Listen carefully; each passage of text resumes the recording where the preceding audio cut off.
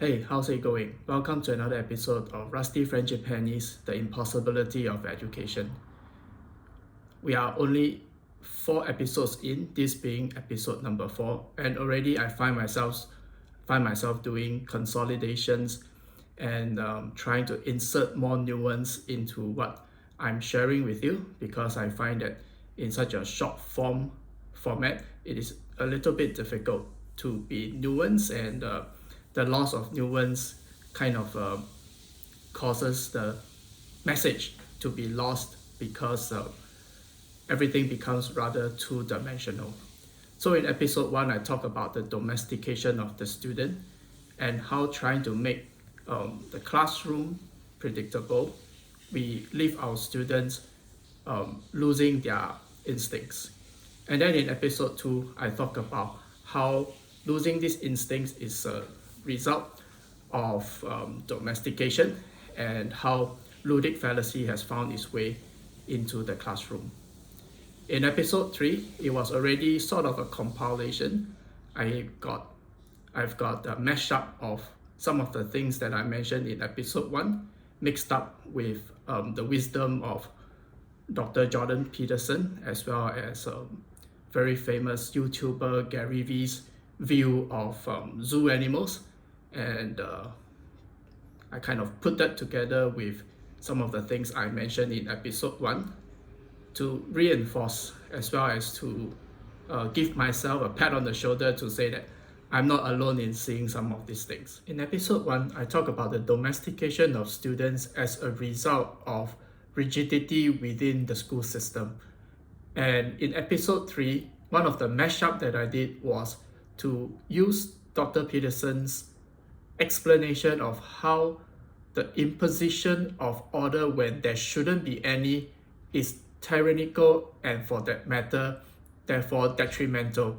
And if we apply that in the context of the classroom, where we have human students who come to us with a lot of their own different stories, with their own different backgrounds and experiences, and yet when we force that order of uniformity on everyone, that's where domestication happens. And as a result, our students are going to lose their natural instincts to be creative and resilient. And scarily, this loss of instinct is not unlike how animals in the wild lose their instincts when they are domesticated, when they are being put in zoos. And so Gary Vee also told us that if zoo animals are being released back into their natural habitat, they are going to die very quickly. And so now it begs the question, when we release our students upon graduation, are they going to be like the zoo animals being released into nature and unlikely to survive? In episode 2, I talked about ludic fallacy. Ludic comes from the word ludus, which means games in Latin. And as with all games, there will be predetermined rules that all players need to follow, and the winner is declared based on a predetermined outcome as well. And we find that in schools and in education systems, very often that is how education takes place. There are some predetermined outcomes determined by some form of assessment, and based on students' performance in those assessments, they are then judged to be either successful or unsuccessful. And in order for such assessments to be possible in school, we find that such tests and examination often comes with the model answer and a predetermined correct answer. And students will be judged according to whether they reproduce the answer that is expected.